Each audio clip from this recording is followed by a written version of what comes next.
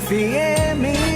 Vem comigo, você que é amante do esporte. Está entrando no ar através das ondas da Rádio Livre, o programa Brothers Futebol Clube. Prepare seus corações e venha com a melhor equipe do rádio esportivo do Brasil. No ar, Brothers Futebol Clube. Eu sou o Thiago Silva e agora o esporte em Vespasiano tem voz. Eu sou o André Mota, informação e bom humor é aqui. Eu sou o Ricardo Marques e comigo, opinião e informação é em primeira mão. As principais informações do mundo do esporte você encontra aqui. Brothers Futebol Clube, entrando em campo com a equipe que bate um bolão. Thiago Silva, André Mota e Ricardo Marques. Brothers Futebol Clube está no ar. Bom humor é aqui. Eu sou o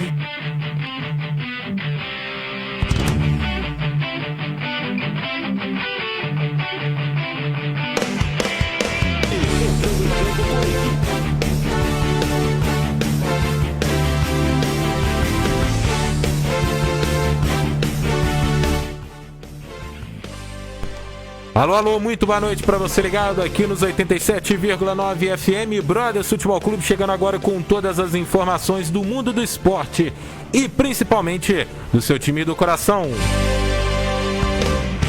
Hoje, 27 de outubro de 2020, nos estúdios da Rádio Livre, são 8 horas e 8 minutos. Estamos chegando, trazendo para você todas as informações de Cruzeiro, Atlético, América, que decide amanhã o primeiro jogo das oitavas da Copa do Brasil contra o Corinthians fora de casa. Cruzeiro que empatou com o Náutico no final de semana. Teve protesto da torcida hoje na Praça 7. E o Atlético, houve também investida de times estrangeiros para cima do técnico Jorge Sampaoli e empatou com o Sport dentro de casa. A gente vai comentar isso e muito mais no programa de hoje. Lembrando que você participa com a gente através do nosso WhatsApp, anota aí, 3621-0197, 3621-0197, ou também nas nossas plataformas digitais, Instagram, YouTube e também no Facebook. Procure @Rádio Livre Vespasiano. Estamos ao vivo para toda Vespasiano nos 87,9 FM. Lembrando que estamos seguindo todas as recomendações da Organização Mundial da Saúde, todo mundo aqui mantendo o distanciamento social, de máscara e também usando o álcool em gel. A apresentação do Brothers Futebol Clube é comigo, Thiago Silva, e ao meu lado ele, André Mota, está aqui para a gente comentar sobre o programa de hoje, e de casa, Ricardo Marques também trazendo aí a sua opinião dos últimos jogos e de tudo que a gente vai comentar aqui no programa de hoje. Então deixa eu já chamar para a roda aqui. André, muito boa noite. Final de semana muito movimentado. Apenas uma vitória no futebol mineiro, que foi o América. Até na Série D, o Vila Nova ontem tomou um sacode de 5-0 jogando fora de casa. O Cruzeiro empatou e o Atlético também empatou dentro de casa. Um balanço tirando do América negativo para o futebol mineiro no final de semana. Boa noite. Bom dia, Thiago. Boa noite, Thiago. Tô empolgado, né? Tô vendo. Tô empolgado com o dia. Boa noite, Thiago, Ricardo, pessoal que tá ouvindo a gente aí no Brothers Futebol Clube. Prazer a gente estar aqui mais uma vez. Thiago, tem o lado bom e o lado ruim, né? Porque, por um lado, não perderam, né? Os times aqui da capital. Mas foram empates muito ruins. O Cruzeiro, por sua vez, né? Jogando fora de casa, um jogo, de certa forma, difícil. Deu para perceber, novamente, que o Filipão vai ter muito trabalho com essa equipe do Cruzeiro, principalmente ali no setor de criação, no último terço do campo. E é um time que fica muito com a bola, mas não consegue atacar o adversário, não consegue agredir o adversário. E quando é atacado, as equipes adversárias, por muitas vezes, conseguem chegar com certo perigo aí ao gol do Fábio. E já o Atlético, brigando ali pelo título, não pode perder esses tipos de pontos que tem perdido. Esses 2 pontos diante aí o Sport, acho que podem fazer muita falta pro Atlético nessa difícil caminhada aí rumo ao título, porque tem adversários muito fortes. A gente pode ver, né, no jogo que fizeram Internacional e Flamengo, que são realmente adversários duríssimos aí na briga por esse título do Campeonato Brasileiro. A gente sabe que daqui a um tempo eles vão ter atenções divididas com Copa do Brasil e Libertadores, coisa que o Atlético não tem. Mas o time do Flamengo, se a gente parar pra observar, tem muita gente boa de fora. O time do Inter já tem um time mais enxuto, mas é muito competitivo também. Então o Atlético não pode de maneira alguma perder pontos tão bobos como vem perdendo, senão a briga pode dificultar cada vez mais. A gente vai falar sobre isso no programa de hoje. Daqui a pouco a nossa repórter Melissa Reis chega no Brothers Futebol Clube trazendo para você, torcedor, todas as informações do Atlético nesta noite de terça-feira. Mas deixa eu chamar aqui para a roda também, ele é a nossa enciclopédia humana, sabe tudo mais um pouco de futebol. Tenho certeza que estava acompanhando hoje alguns jogos aí importantes do nosso futebol brasileiro. Um deles, 15 de Jaú, venceu a Inter de Bebedouro pela segunda divisão do Campeonato Paulista por 2-1. Tenho certeza que o Ricardo estava acompanhando esse jogo hoje. Ricardo, muito boa noite. Hoje teve protesto da torcida do Cruzeiro na Praça 7. Muita polêmica nos bastidores celestes. Mais uma vez, boa noite.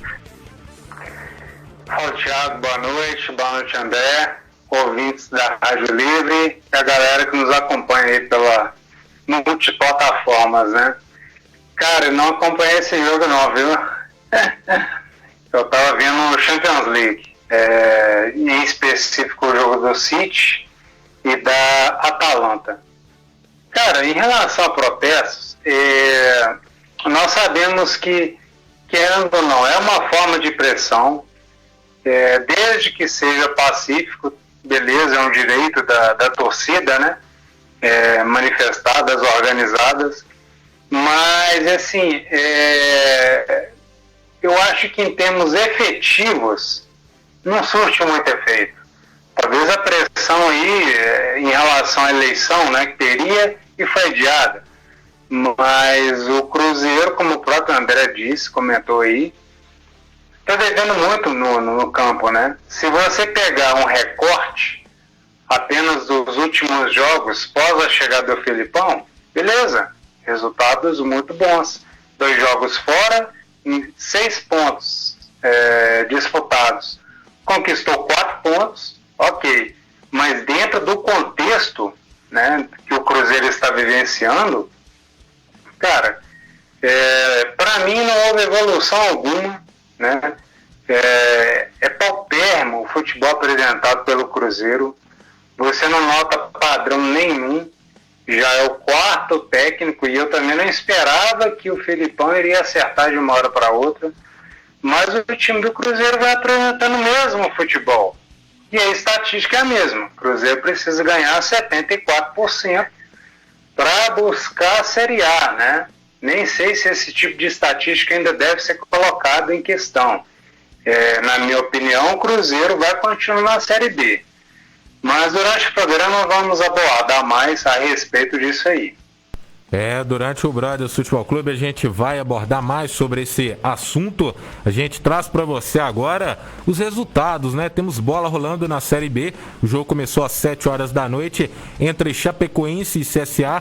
Tudo igual 0-0. E daqui a pouco às 9h30 da noite teremos jogo válido pela Copa do Brasil entre Botafogo e Cuiabá. Lembrando que você participa com a gente através do nosso WhatsApp 3621-0197. 3621-0197 ou também através das nossas plataformas digitais, YouTube, Facebook e também no Instagram. Procure @Rádio Livre Vespasiano. E sem delongas, pra gente já começar o nosso programa hoje, que tem muita notícia boa, vamos de Cruzeiro. E quem traz pra você, torcedor celeste, todas as informações do Cruzeiro na noite de hoje é ele, o nosso repórter Brett Caetano. Vamos, vamos Cruzeiro! Vamos a ganhar! Voa onde você for! Muito boa noite, amigos do Brothers FC. Hora de falar do Cruzeiro aqui na Livre FM. Após empatar com o Náutico por 1-1 no domingo, o time celeste voltou para BH. Já na Toca 2, o elenco iniciou os preparativos para o próximo confronto. Sexta-feira, às 9h30 da noite, tem Cruzeiro e Paraná, direto do Mineirão. Jogo esse válido pela 19ª rodada da Série B. Para esse confronto, o técnico Luiz Felipe Scolari deve contar com um reforço de peso. Manuel está de volta. O zagueiro, que vinha sendo o capitão da equipe, está recuperado da Covid-19 e disponível para jogar. Outro retorno importante pode ser Raul Cáceres. O lateral paraguaio treinou normalmente hoje, após ficar quase 1 mês e meio fora por causa de uma lesão no joelho direito. Por outro lado, Filipão também terá de lidar com 2 desfalques. Após a partida contra o Náutico, Arthur Caíque e Matheus Pereira tiveram lesões constatadas. O atacante sofreu um estiramento muscular na coxa direita e o jovem lateral esquerdo teve um estiramento ligamentar do joelho esquerdo. Os atletas já iniciaram o tratamento, mas o departamento médico do clube não deu prazo para o retorno. Bastidores da Toca, meus amigos, 2 informações importantes que movimentaram o clube nas últimas horas. Depois de 10 dias, a FIFA reconheceu o pagamento da dívida com o Zória e retirou a punição de transfer ban. Agora, o Cruzeiro está liberado para registrar novos jogadores. E a outra informação é a seguinte: a eleição para novos conselheiros natos foi oficialmente adiada. A reunião, que aconteceria no próximo dia 5 de novembro e promoveria mais 70 conselheiros, ainda não tem nova data para ocorrer.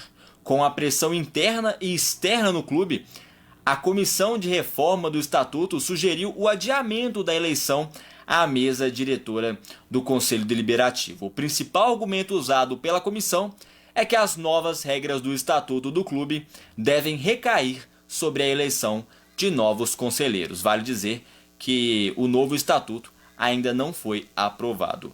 Brothers, agora que o Cruzeiro foi liberado da punição na FIFA, a diretoria deveria ir ao mercado e contratar novos jogadores? Quais? Em quais posições? Fica aí a dúvida. O Filipão deve ter a lista dele, mas gostaria de saber se vocês têm a lista de vocês aí no estúdio. Para a Rádio Livre, repórter Brad Caetano, boa noite. Boa noite, Brad, muito obrigado. 8 horas e 19 minutos. Cruzeiro que deve sim ir ao mercado, né? Informação que saiu agora há pouco é que o Cruzeiro está indo atrás aí do atacante William Potker, da equipe do Internacional, e pode envolver o meia Maurício, de 19 anos, que foi convocado para a seleção sub-20 há pouquíssimos dias, nesta troca aí. E aí, André, na sua opinião, com essa liberação, lembrando que o Cruzeiro tem agora 2 atletas, né? O Matheus Índio e também o Giovani, que veio da equipe do Curitiba, porque o Angulo, que era o terceiro que estava esperando, assinou com a equipe do Botafogo. Você teria outros nomes para indicar? E essa troca envolvendo Potker e Maurício, na sua opinião, é uma boa troca? Cara, essa negociação entre Maurício e William Potker, né, Cruzeiro Internacional, não me vem com bons olhos. O William Potker é um jogador que não é tão experiente assim, né, não tem uma idade tão avançada. 26 anos, completa 27 anos ainda esse ano. É um bom jogador, mas não é o tipo de jogador que o Cruzeiro precisa. Acho que o primeiro passo é identificar ali onde estão as maiores deficiências da equipe do Cruzeiro. Acredito que o Cruzeiro tem bons centroavantes, tanto Marcelo Moreno, quanto Sassá, quanto o Thiago. São bons jogadores, sim, mas se a bola não chegar até eles, fica muito difícil de jogar. Quem tem um pouco de noção sabe, né? Como um centroavante sem bola no pé, sem que a bola chegue nele, é complicado de jogar. Então, no Cruzeiro a gente vê muito esse problema. O time muito com a bola, mas não consegue fazer a transição do meio para o ataque. Acho que os volantes podem ajudar mais nessa criação, e o principal são os meias, né? Ali o Regis, o próprio Maurício e os atacantes de beirada. Aí já tem o Ayrton, você já tem o Arthur Caíque, você tem o Claudinho. Todos esses jogadores que não conseguem dar uma constância para esse ataque do Cruzeiro, não conseguem municiar os atacantes do Cruzeiro. E trazer um outro atacante, cara, não vai ser a solução. Então acho que o Cruzeiro tem algumas dificuldades e precisa fazer aí passo a passo. E o primeiro passo, acho que é gritante, que é fazer a bola sair da defesa, né? Sair do meio de campo para chegar ao ataque com qualidade. Acredito que esse time, do jeito que tá, bem trabalhado, bem treinado, com tempo, consiga fazer isso, porque tem até algumas peças interessantes para a Série B do Campeonato Brasileiro, deixando isso bem claro. Interessante para a Série B. Mas o Cruzeiro não tem tempo para isso, né? Para deixar o Filipão trabalhar, ter uma pausa, para ter uma sequência de treinos, para ir ajustando o time. Então vai ter que ser às pressas, e a melhor forma de ajustar isso seria a contratação de novos jogadores. Acho que o Marquinhos Gabriel é um jogador que pode ajudar muito o Cruzeiro aí nessa função. O Giovani, vamos ver, né, como vai ser a estreia dele. O próprio Matheus Índio, acho que são jogadores da posição, mas sinceramente não espero muito desses jogadores. Tem até um jogador que me agradaria bastante hoje, né, que eu vejo, é do Fortaleza, o Osvaldo, um jogador experiente, velocista, que já jogou em grandes clubes. Então acho que poderia ser um bom nome. Mas são situações assim muito esporádicas, né? Que o Cruzeiro, a gente sabe a dificuldade que é para contratar. Tem essa questão da ajuda do Pedrinho dos Supermercados BH, mas é muito difícil. Jogadores de qualidade para o Cruzeiro conseguir trazer nas condições financeiras que o clube encontra hoje é muito complicado. Mas não dá também para fazer o que estão tentando aí, pensando nessa troca entre William Potker e Maurício. Mas você não acha que o problema do Cruzeiro seria mais no setor de criação? Eu enxergo que o Cruzeiro tem mais dificuldade na criação, não propriamente pelas beiradas ali de campo. Acho que mais, né, hoje no futebol você tem essa questão, né, do camisa 10, mas acho que a criação é mais que um todo. Você precisa criar com os jogadores de lado também. Até a forma dos laterais jogarem pode ser benéfica para a criação de jogadas. Pode ser, não. Então, não acredito que seja uma responsabilidade única do camisa 10. O camisa 10 pode fazer o time jogar, mas você precisa de ter movimentação ali dos seus pontas. Acho que hoje no Cruzeiro a gente vê muito o Ayrton, é o que mais cria jogadas hoje. Mas ele pega a bola, sai correndo, né, numa disparada, até de certa forma meio louca assim, mas consegue criar algumas situações, mas você não vê tipo de jogada trabalhada, bolas infiltradas. No gol do Cruzeiro, né, contra o Náutico, a gente viu um bom lançamento do Felipe Machado, encontrando o Patrick Berey, que fez o cruzamento pro Ayrton, que fez a movimentação que estava dentro da área. Isso acontecer no Cruzeiro são casos raríssimos. A gente vê todo mundo meio ali com medo de errar, bola pro lado, bola pro lado, bola pro lado, bola pro lado. E essas, né, essa jogada mais de filtração a gente vê pouco, né? Esse passe que atravessa, que corta toda aí a defesa, a gente vê muito pouco. O Regis é um bom jogador, mas, cara, sozinho fica difícil. Então, acho que o Cruzeiro tem que concentrar realmente nessas funções. Além de camisa 10, acho que também os jogadores de lado precisam até mesmo de uma certa experiência. Então, para mim, esse seria um nome interessante. Mas tem muitos outros, mas já descartaria completamente o William Potker, que você gastaria aí Marcelo Moreno, Sassá, William Potker e Thiago, você teria um gasto muito grande com esses jogadores. Não conseguiria utilizar nem dois ao mesmo tempo. E pro momento que o Cruzeiro tá, o Cruzeiro não pode desperdiçar dinheiro. O Bruno tá até participando com a gente através da nossa live no Facebook, e ele escreveu o seguinte: Potker não está nada bem e se lesiona demais. Sua vinda não seria boa. Porém, Maurício não me parece fazer a menor falta ao Cruzeiro. Mais atrapalha do que ajuda, né? O Bruno acho que não concordando muito com essa troca, mas ao mesmo tempo concordando um pouco, né? Ele não gosta nenhum dos nomes, mas também não falou se é boa ou ruim a troca aí entre Cruzeiro e Internacional. Deixa eu chamar ele. Ricardo, ao seu ver, né? Ao seu modo de ver aí, a pergunta do Brett foi a seguinte: Cruzeiro precisa ir ao mercado para contratar novos jogadores, e essa troca envolvendo Potker e Maurício se concretizando aí, é uma boa troca para o Cruzeiro?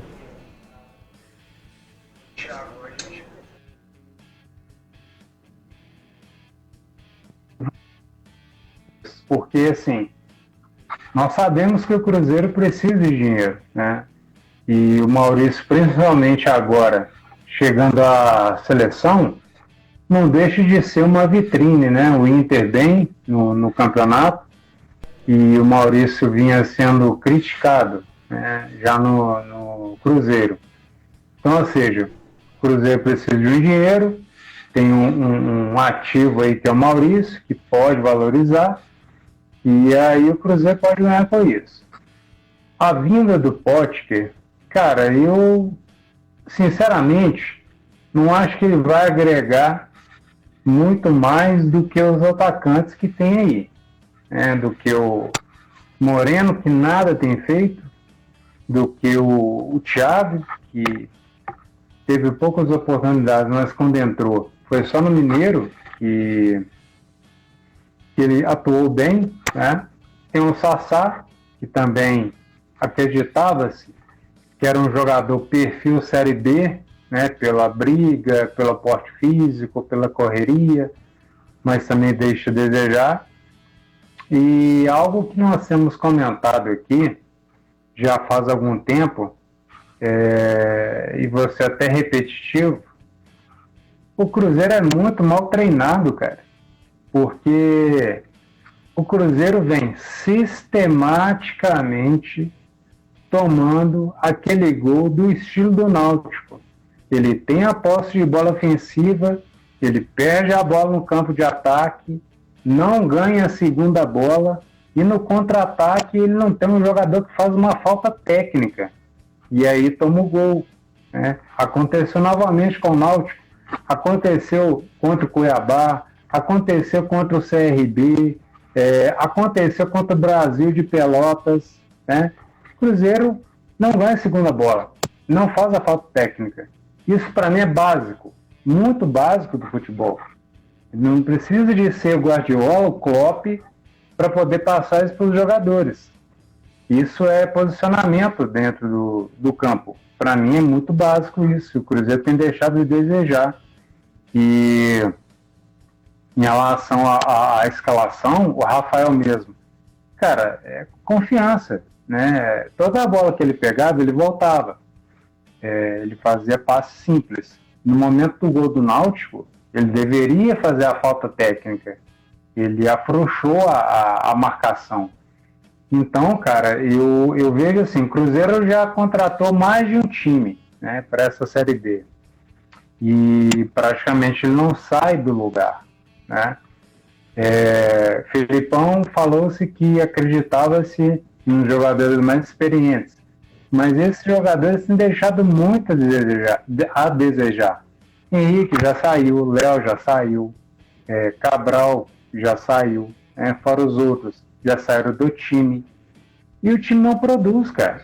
É inadmissível o futebol paupérrimo que o Cruzeiro tem apresentado nas partidas. E você não enxerga nenhum horizonte de melhora. Houve uma melhora psicológica com a chegada do Felipão, beleza? Mas só isso não é o bastante. O Cruzeiro precisa apresentar muito mais em gramado do que tem apresentado. Aí eu te faço a pergunta, né? Te refaço a pergunta que fiz ao André aqui. Eu, na minha opinião, acho que o Cruzeiro precisa de mais reforços no meio de campo. Eu acho que as outras posições ali não é que estão bem servidas, mas estão meio que inchadas. Na lateral esquerda precisaria de mais de um lateral, mas tem o Breia aí agora também, né? Junto com o Matheus Pereira. Acho que a zaga é o setor mais tranquilo ali entre os zagueiros. Lateral direito também tem o Daniel Guedes e o Cáceres voltando agora. Mas o meio de campo do Cruzeiro não cria. A gente vê que o Marquinhos Gabriel, desde quando voltou, não agregou em nada a esse meio campo do Cruzeiro. E eu também acho que o Potker não é a solução dos problemas do Cruzeiro. Eu enxergo que o meio de campo, a falta de um camisa 10 ali criativo, é o principal fator, aí o calcanhar de Aquiles desse time do Cruzeiro. Não sei se você enxerga dessa mesma maneira. Eu também enxergo dessa maneira, viu, Thiago? Mas esse camisa 10, criador, ele está em falta no futebol, até em outros times, né? No próprio Atlético, nós iremos comentar mais tarde, não tem esse jogador. O que a gente precisava era de um jogador, por exemplo, um camisa 8, que tivesse a liberdade de percorrer o campo, receber a bola, né? Levantar a cabeça e distribuir as jogadas. Porque, assim, quando você está no momento ofensivo, por exemplo, um Regis recebe a bola, ou o Arthur Caí, né? Cara, você precisa de ter jogadores à frente da linha da bola para dar opção de ataque. O que está acontecendo? Eles recebem a bola, não tem ninguém para tocar, não tem ninguém para passar, o time do Cruzeiro não joga de forma compacta, não dá opção de passe.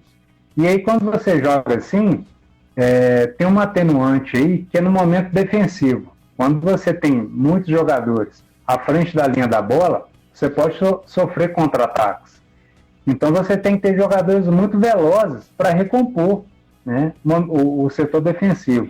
O Cruzeiro não tem nenhum e nem outro. Ele não tem jogadores velozes para recompor o setor defensivo e ele não tem jogadores que ficam à frente da linha da bola para poder oferecer opções para o ataque, né?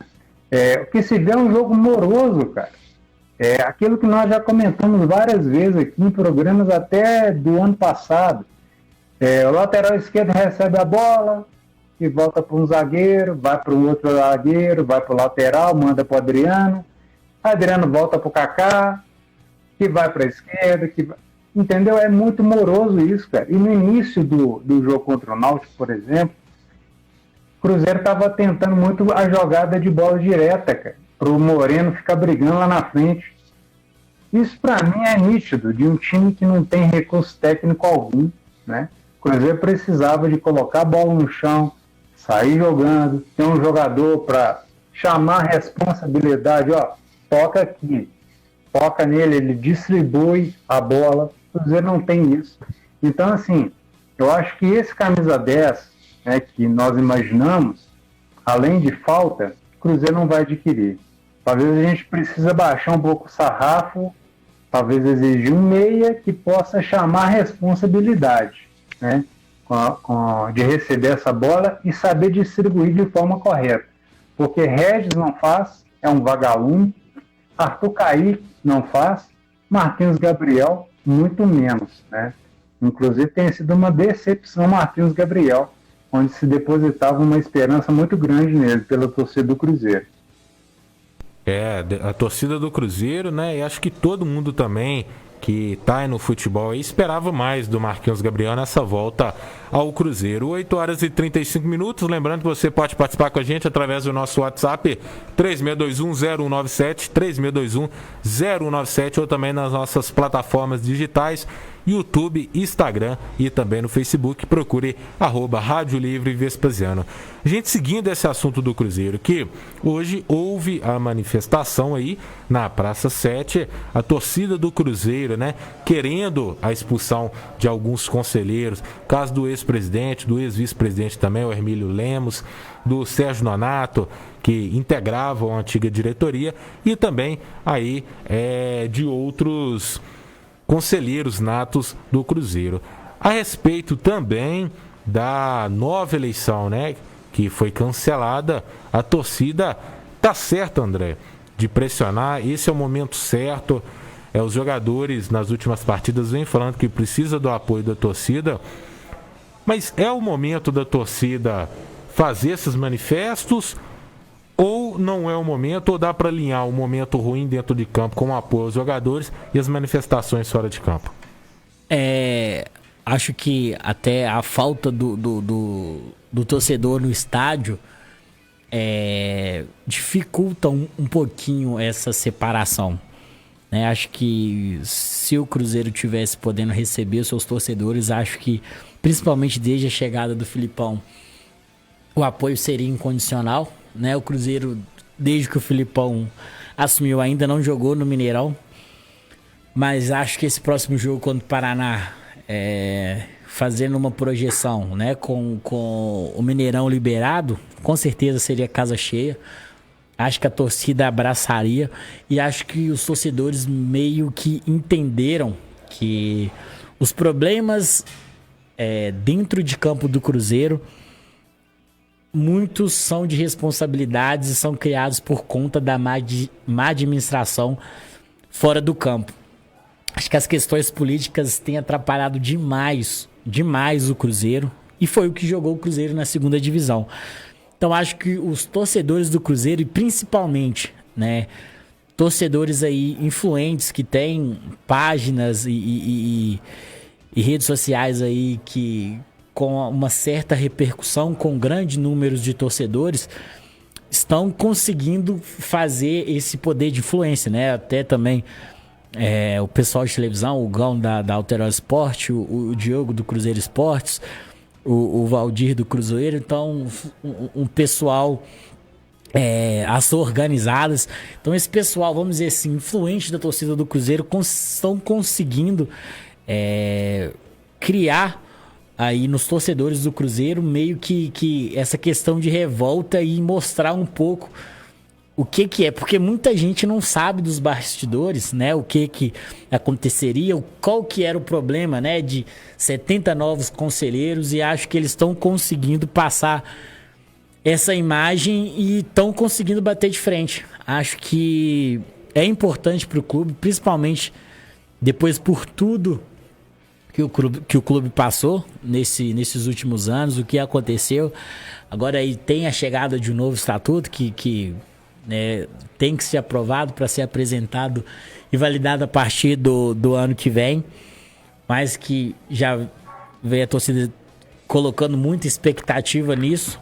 Acho que é o momento exato, porque se deixar passar já era, não dá para voltar mais. Então eu acho que a torcida está coberta de razão. Agora realmente é hora de ter essas cobranças políticas. E cara, e aí a primeira vez eu acho que talvez coincidiu, não foi nada planejado, acho que por conta disso, mas o time do Cruzeiro não está, né, por aqui. Eu não sei até se já voltou, eu te fiz essa pergunta, mas o Cruzeiro estava trabalhando no Atibaia e essas questões conturbadas politicamente falando poderia afetar um pouco aí os jogadores. Mas o Cruzeiro cobrando exclusivamente a diretoria, acho que é acertado. Só que agora, além de tudo, não é a diretoria, não é o Sérgio Santos Rodrigues, é o presidente do conselho, Paulo Pedrosa. Então a gente já vê o quanto é perigoso. Hoje, escutando, né, o áudio do Paulo Pedrosa, a gente vê a guerra política que tem, né? Ele jogando a culpa para cima do Sérgio Santos Rodrigues, pedindo apoio da torcida. E cara, enquanto isso existir no clube, vai ser difícil de reerguer. Porque eles tentam por diversas vezes colocar a imagem pessoal acima aí do bem do Cruzeiro. Então essa é uma situação difícil que o torcedor tem que lutar contra mesmo. Então eu sou super a favor desse protesto, que seja um protesto pacífico. Essa questão de agredir, apedrejar, vandalizar, eu sou totalmente contra, mas esse tipo de protesto pacífico, né, que era a favor de uma anulação de eleição, que na verdade já foi adiada, mas mesmo assim o protesto foi mantido. Acho que serve para mostrar um pouco aí da força do Cruzeiro, porque essas manobras políticas que deram certo aí contra o Cruzeiro antigamente não podem mais, porque a tendência, se continuar, é sugarem do Cruzeiro até não ter mais nada para sugar. Então acho que a torcida está coberta de razão. Ricardo, na sua opinião aí, a torcida está certa? É o momento certo de cobrar aí, principalmente da diretoria, que foi o alvo do protesto hoje? Thiago, eu acredito que sim, porque tem muita coisa errada no Cruzeiro, né? Principalmente nos bastidores, essa questão política do Cruzeiro, né? Questão de conselheiros, diretores, né? Então, mais do que na hora de fazer uma certa limpa, né? E, cara, precisa-se ter bom senso, né? Na semana que a torcida do Cruzeiro teve algumas boas notícias, tanto dentro de campo, né, que foram os resultados, quanto a vinda do Filipão, a quitação das dívidas, a liberação da FIFA para contratar outros jogadores, e aí você querer fazer eleição, né? Então, assim, falta bom senso. Eu acho que parece que existe uma corrente que não está no mesmo ritmo das demais forças que querem tirar o Cruzeiro desse buraco, né, que para muitos é infinito. Então, assim, eu acredito que vale muito a pena a torcida, como disse o André, de forma pacífica, né, sem apedrejar, igual fizeram com o Itaí Machado, manifestar, porque, como bem sabemos, a torcida ela pode influenciar e tem força para isso, né, para adiar, por exemplo, a eleição que ocorreria, né. Então, assim, eu acredito que tende a somar bastante a torcida. Agora, esse discurso de que precisa do apoio da torcida. Cara, a torcida do Cruzeiro está apoiando desde o ano passado, né? Indo em estádio quando podia. Esse ano teve lá que nem se fala mais, né? Do tal Cruzeiro Sempre, que me parece que teve perto de 50 mil afiliações. Isso aí é em torno de 600 mil, querendo ou não, já paga a folha de pagamento da administrativa do Cruzeiro, né? Então a torcida do Cruzeiro tem feito o possível para poder contribuir e tirar o time dessa, né? Então agora o time do Cruzeiro precisa, né, dar uma resposta em campo, né? Porque dá preguiça de ver o time do Cruzeiro jogar, infelizmente. E só para completar a informação que o Cruzeiro tinha marcado a representação para hoje na Toca da Raposa 2, campos 1 e 2 já revitalizados, 3 e 4 ainda estão ali passando por um tratamento, né? Então 1 e 2 revitalizados, a concentração, né, foi marcada para hoje, então o Cruzeiro já está de volta a Belo Horizonte. Mas dando sequência ao nosso Brothers Futebol Clube, 8 horas e 44 minutos, jogo válido pela Série B do Campeonato Brasileiro, continua tudo igual entre Chapecoense e CSA, 0-0. Agora está na hora da gente falar do nosso futebol internacional, aproveitando que hoje teve Champions League. Quem chega agora no Brothers Futebol Clube trazendo para você todas as informações do velho mundo é ele, o nosso repórter Matheus Oliveira. Boa noite mais uma vez, muito bem-vindo ao Brothers Futebol Clube. Pessoal, boa noite para vocês. Vamos então atualizar os ouvintes a respeito dos confrontos da UEFA Champions League do dia de hoje. Nós tivemos muitos confrontos, então vou passar só os resultados para vocês. Nos 2 primeiros jogos do dia, o Lokomotiv Moscou perdeu em casa para o Bayern de Munique por 2-1. O Lokomotiv, que teve muitas chances, não acabou aproveitando. O Bayern é o Bayern e conseguiu vencer por 2-1. No outro jogo, o Shakhtar Donetsk empatou em 0-0 em casa com a Internacional de Milão. Então foi um jogo bem decepcionante, bem fraco tecnicamente. Então a gente espera que melhore no próximo confronto, né, pessoal? Já que o Shakhtar iludiu bastante o pessoal, já que venceu o Real Madrid por 3-2 na estreia em Madrid. Outro jogo, o Olympique de Marselha perdeu em casa para o City por 3-0. O Porto, em casa, fez seu trabalho e venceu o Olympiacos por 2-0. O Liverpool, que também atuou em casa, ganhou de 2-0 diante do Midland, que é o caçulinha da Champions League, já que é a sua primeira vez na fase de grupos da competição europeia.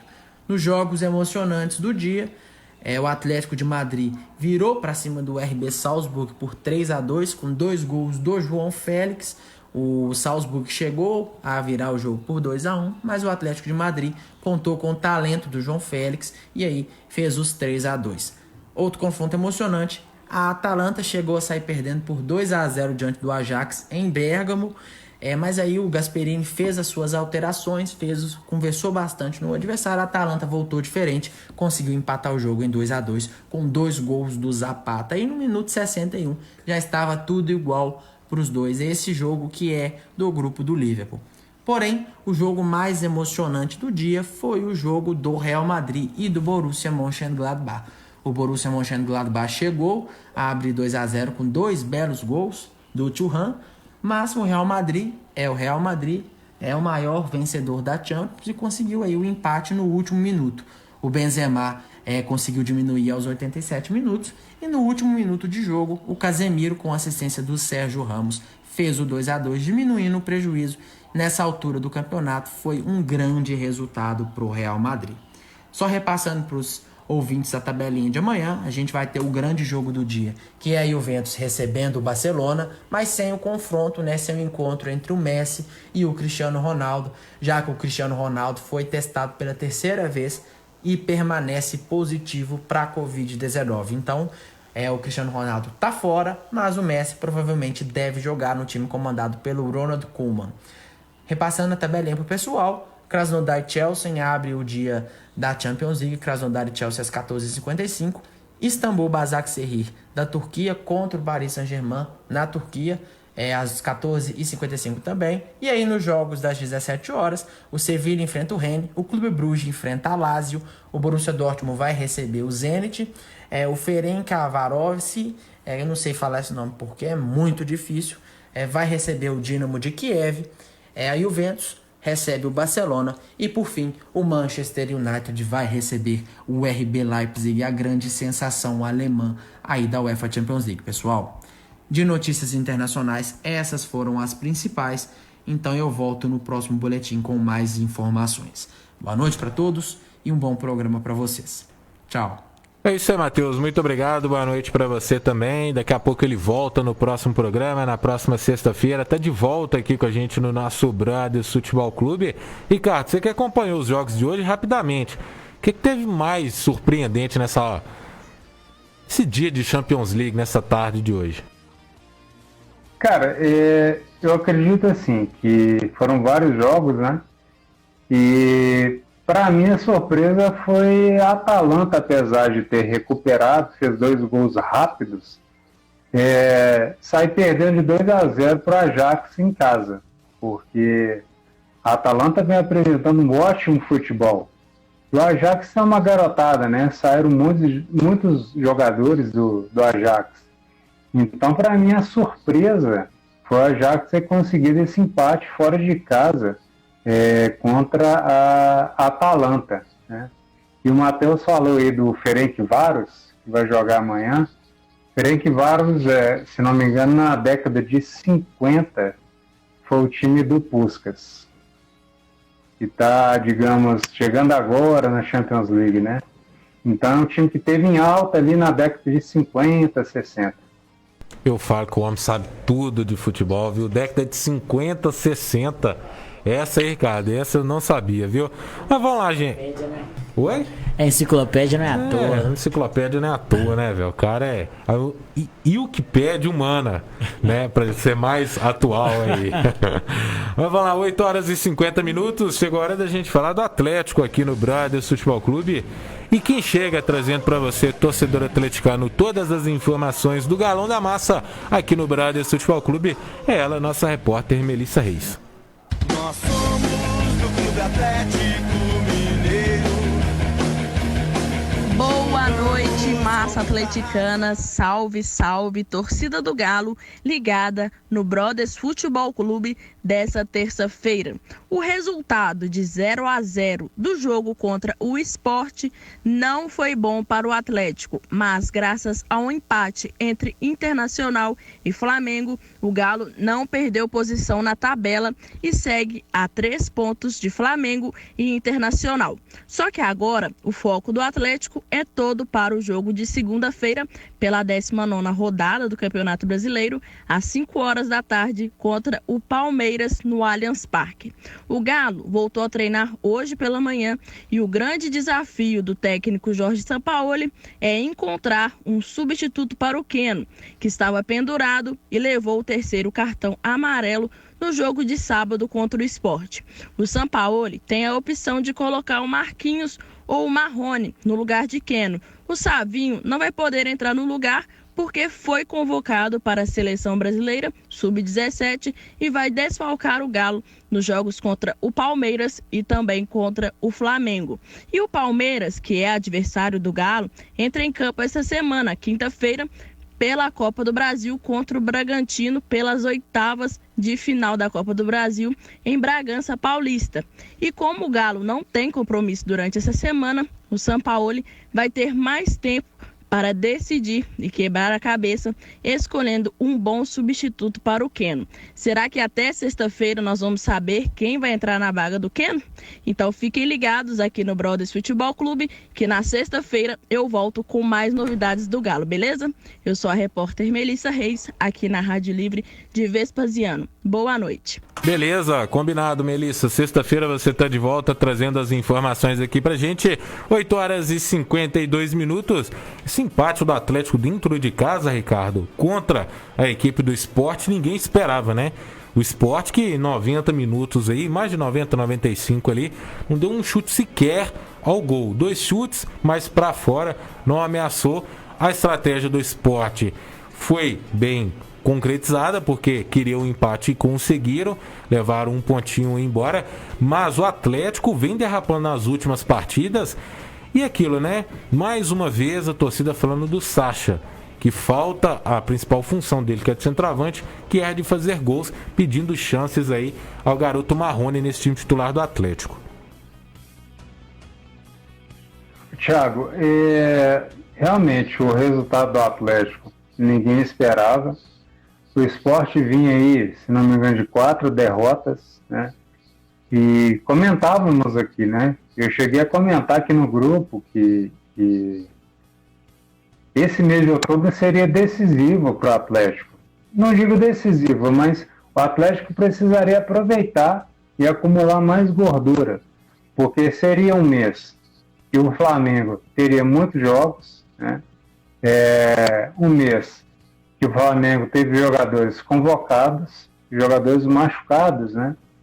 Veja que o Flamengo jogou contra o Inter sem praticamente metade do time titular, ou até mais, né? Sem Diego Alves, sem Rodrigo Caio, sem Arrascaeta, sem Bruno Henrique, sem Gabigol, e o Diego, que não é titular, mas é uma opção de banco, né? E jogando com meninos. E o Inter também um pouco desfalcado, né? Então, assim, o Atlético tinha que aproveitar. A questão é que tem se falado muito que o time do Atlético cria, né? Cria bastante, mas, cara, o que vale é a bola na casinha, é a bola na rede. O Atlético, por exemplo, nos últimos 3 jogos, o Atlético teve 60 finalizações e fez um gol, né? Eu me lembro muito do América, né? Não sei se vocês se recordam, o América foi enfrentar o Santos na Vila Belmiro, foi um amasso total. O Santos teve 31 finalizações. No final do jogo ficou 1-0 para o América. Então o que manda é a bola na casinha. Essa questão do Sacha não é centroavante, né? O Sacha não vinha sendo criticado porque ele exerce um papel de abrir espaços para os companheiros, né? Ele consegue jogar, na verdade, sem a bola, mas ele não é aquele jogador de área, de fazer pivô. Por exemplo, você pega o Guga melhorou muito na parte defensiva, a marcação, mas o forte dele é o apoio, né? Principalmente cruzamento, mas ele vai cruzar para quem? Você não tem um 9 de ofício. Então aí você mata uma jogada, né? Possivelmente o time do Atlético teria. Mas, cara, à medida que vai passando, eu não vou dizer que os treinadores deram nó tático no Atlético, no Sampaoli. Precisamos também entender a realidade, né? Você pega o Sport. Qual que era a expectativa do Sport ao iniciar o campeonato? Se manter na Série A. O Sport chegou a estar lá no Z4, né? Vem de 4 derrotas. Vai chegar no Mineirão e enfrentar o Atlético de peito aberto, de igual para igual. Vai jogar recuado, cara. Vai fechar a casinha, né? O Fluminense também fez isso. E o que o Fluminense fez?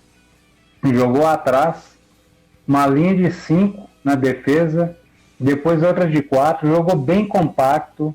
Perceba nos lances que o Muriel, ele não saía jogando, ele só dava chutão. Por quê?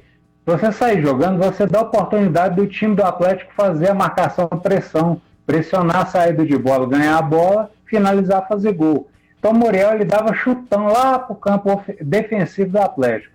O Atlético vinha com a bola, Fluminense, a marcação do Fluminense fazia com que os jogadores do Atlético fossem para as laterais do campo. Né? Contra o Bahia, aquele gol do Gilberto na falha do Guga. A princípio, parece que o Gilberto já sabia o que o Guga iria fazer e marcou ele. Então, assim, o time do Atlético, os treinadores vão aprendendo aos poucos a jogar contra o Atlético, né?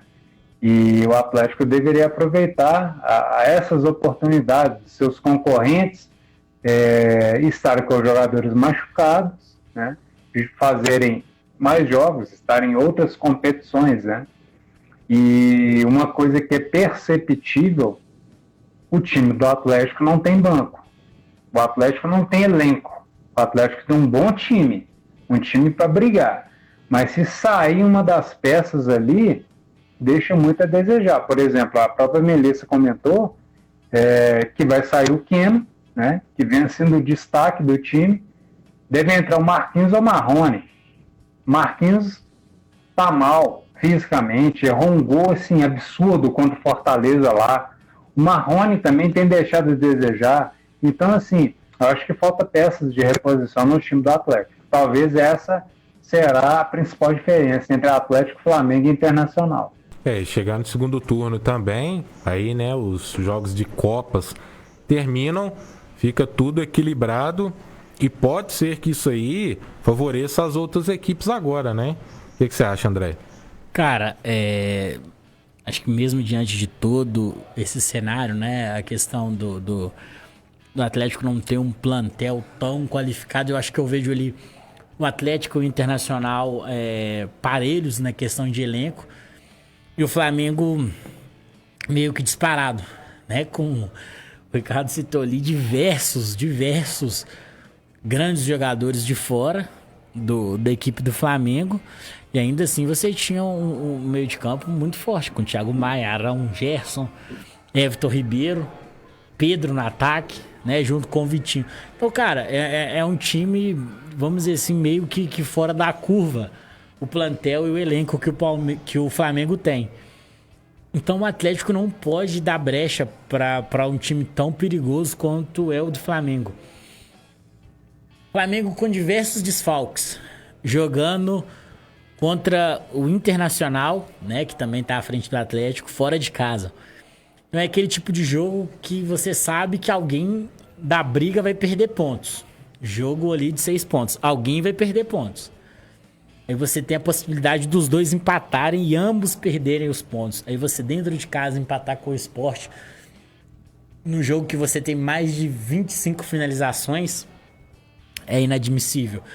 Acho que esse tipo de situação, depois a gente, né, acontece de ter um erro de arbitragem, um erro aqui, o outro ali, e acaba passando despercebido. O ano de 2012, quando o Atlético perdeu o título pro Fluminense, foi muito parecido. O Atlético deixou pontos muito bobos escaparem em jogos que o Atlético foi infinitamente melhor.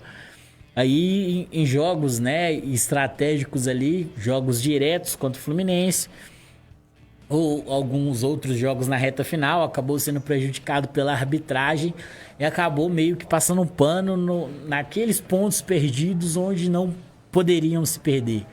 Campeonato Brasileiro é regularidade. É regularidade. Você precisa ganhar a grande maioria dos seus jogos dentro de casa, principalmente contra adversários da parte de baixo da tabela, e conseguir tirar pontos dos seus adversários aí fora de casa, todas essas questões. Mas perder esses pontos preciosos para equipes que não estão ali na disputa dificulta e muito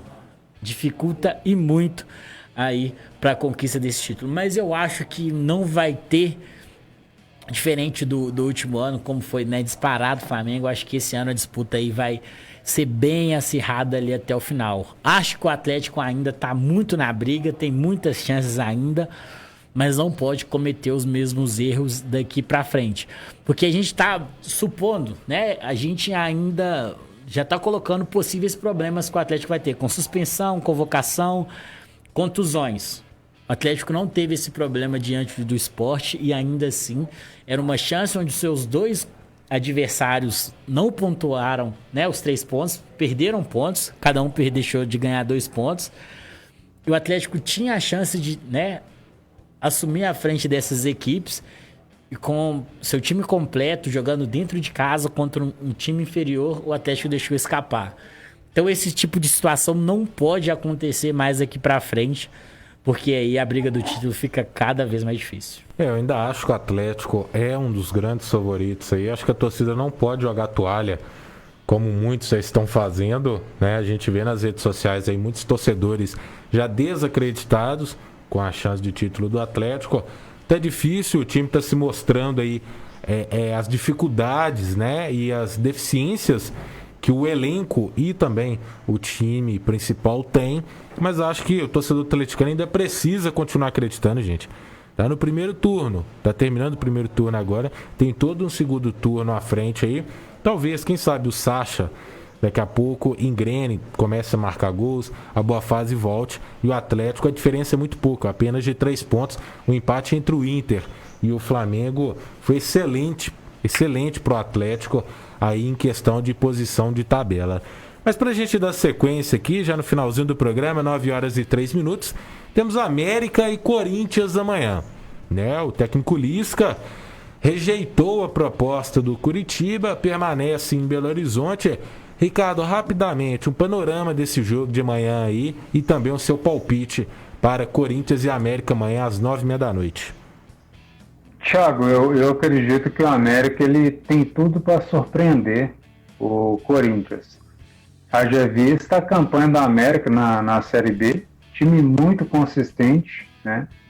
O Lisca acertou a mão ali e o Corinthians vem muito mal, né?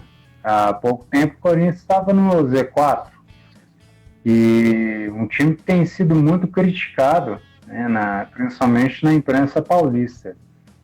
Então o América tem tudo para obter um bom resultado amanhã e vai decidir em casa, né? Gosto muito do meio de campo do América, né? Principalmente Juninho e o Alê. E o Fumacinho, ele voltou, né? E tá jogando bem. Então, assim, eu vou chutar aqui, cara.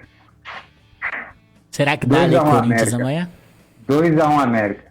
Será que dá Lei Corinthians amanhã, Ricardo? Acho que sim, André. Eu acho que... Bem provável, né? Eu acho que amanhã o América volta com um bom resultado. Qual que foi o resultado que o cara falou? Qual que foi? Eu falei 2-1 América. 2-1 América. E eu acho que dá empate. 0-0. 0-0. Eu vou de 1-0 América. Acho que o América tem totais condições de vencer o Corinthians amanhã. Mas é o que eu tava falando mais cedo hoje. O América, para vencer o Corinthians nesse placar de 1-0, tem que fazer o gol ali após os 25 do segundo tempo. Eu tenho certeza que vai fazer o gol, vai fechar lá atrás.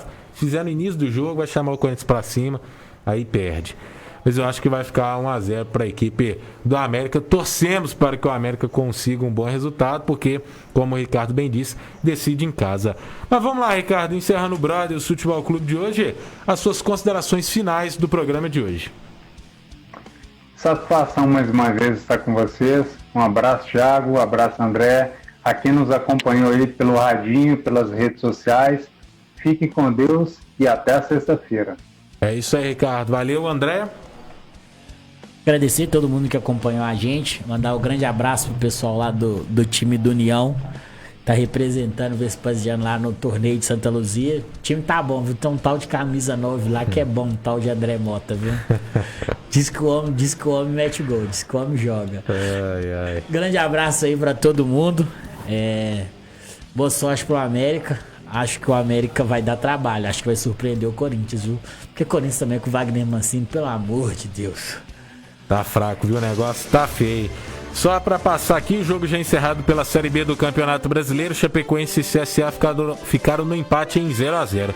Daqui a pouco, às 9h30, Copa do Brasil, teremos Botafogo e Cuiabá. No mais, meu muito obrigado, uma ótima semana para você. Lembrando que sexta-feira, às 8 horas da noite, temos o nosso encontro marcado aqui nos 87,9 FM. A apresentação do Brothers Futebol Clube foi minha, de Thiago Silva.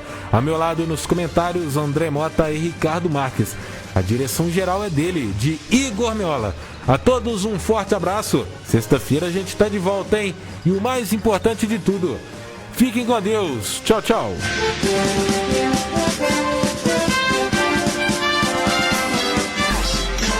Seu rádio agitando pra valer. Livre FM. Está no ar a Rádio Livre em ZYV 454, canal 200, frequência modulada em 87,9. A rádio oficial de Vespasiano, autorizada pelo Ministério das Comunicações e legalmente